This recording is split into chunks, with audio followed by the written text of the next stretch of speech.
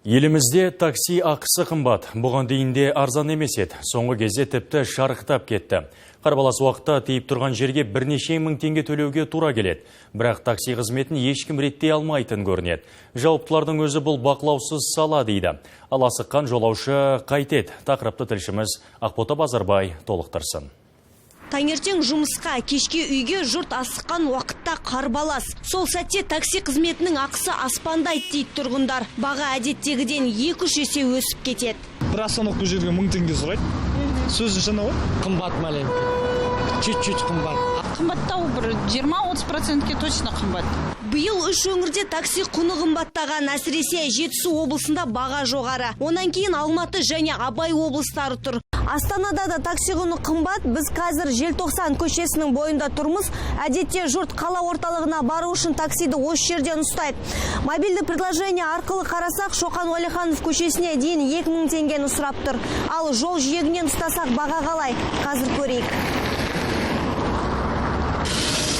Саламатсыз баға. Уәлихановаға дейін қанша аласыз? Қанша бересіз? Білмеймін мен. Қаншаға парасыз? Уәлиханова дейін. 700. Бас қалада 28 такси компаниясы мен 1000-нан астам көлік бар. Ал оларды кім бақылайды? Оларды ешкім бақыламайды. Полиция департаменті бар, көлік инспекциясы бар. Олар жаңағы жолға шығып бақылау жасайды. Олар бақылау жасағанда оларды тоқтата алмайды. Өйткені олар заңсыз көліктер, олар көрінбейді, олар білмейсің. Таксимен айналысып жатыр ма, өзі келе жатыр ма? Қазақстанда шетелдік такси компаниялары мен жүргізушілер арасында делдалдар ғана жұмыс істейді. Ресми тіркеліп, тікелей жұмыс істеу шетелдік компания үшін тиімсіз.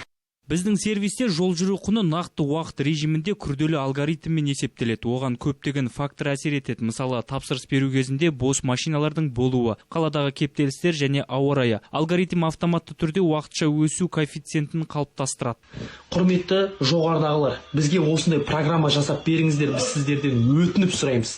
Себебі бір ғана адамның менің ғана 100 мың ақшам шетел асып кетіп жатыр.